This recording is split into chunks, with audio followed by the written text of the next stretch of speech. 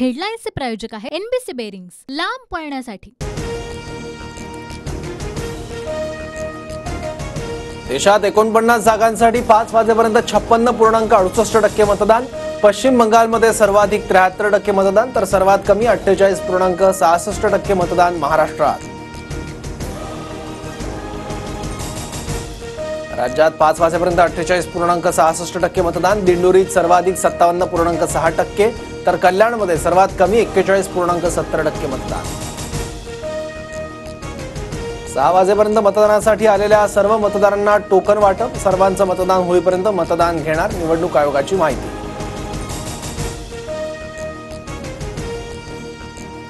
निवडणूक आयोगाकडून पक्षपातीपणा सुरू। निवडणूक आयोग भाजपची चाकरी करताय का? उद्धव ठाकरेंचा संतप्त सवाल।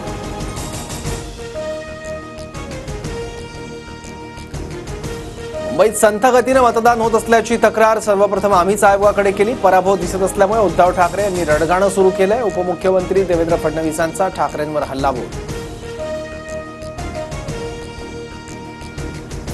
ठाण्यातल्या मतदान केंद्रावर मूलभूत सुविधा नसल्यानं भाजपचे उमेदवार पियुष गोयल संतापले। गैरसोयीमुळे मतदारांवर तासनतास ताटकळत उभं राहण्याची वेळ। मुंबईतील मतदानाच्या आढाव्यासाठी ठाकरे कुटुंब रस्त्यावर। उद्धव ठाकरेंकडून माहीम तर आदित्य ठाकरेंनी वरळी परिसरात घेतला आढावा। मतदानाची 6 वाजताची मुदत संपताच मुंब्रा परिसरातील मतदान केंद्राचं गेट बंद। गेटच्या आत असणाऱ्या सर्व मतदारांचं मतदान होईपर्यंत मतदान प्रक्रिया सुरू राहणार।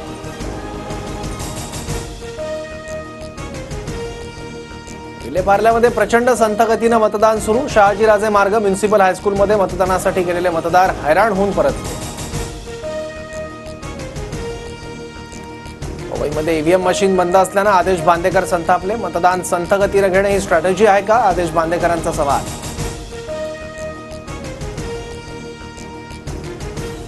अनेक मतदान केंद्रांवर सुविधांचा अभाव। मोठ्या रांगांमुळे मतदार घरी परतत असल्याची ओरड। निवडणूक आयोगाच्या कामकाजावर आदित्य ठाकरेंची नाराजी। नाशकात भाजपच्या देवानी फरांदे आणि ठाकरे गटाच्या वसंत गीतेंमध्ये वाद। अल्पसंख्याक एकाच वेळी मतदार केंद्रात घुसल्याचा फरांदेंचा आरोप। नाशकात शांतिगिरी महाराजांचा सहकारी पोलिसांच्या ताब्यात। मतदान केंद्रावर महाराजांच्या नावानं चिठ्ठ्या वाटत असल्याचा सहकार्यावर आरोप। शांतिगिरी महाराजांनी पोलिसांना विचारला जाब।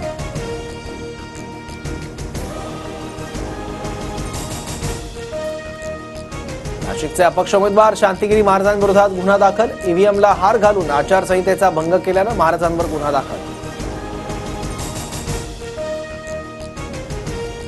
राज ठाकरेंनी स्वतःच्या पक्षासाठी मेहनत केली असती तर त्यांच्या कार्यकर्त्यांचे चांगले दिवस आले असते। संजय राऊतांची राज ठाकरेंवर खोचक टीका। दुपारी 1 वाजता 12वीचा निकाल जाहीर होणार। बोर्डाच्या संकेतस्थळावर दुपारी 1 वाजता निकाल पाहता येणार। बोर्डाकडून अधिकृत घोषणा। रत्नागिरी कोल्हापूर जिल्ह्यात मेघगर्जनेसह अवकाळी पाऊस। अवकाळी पावसामुळे उत्तर रत्नागिरीतील पाणी टंचाई दूर होणार।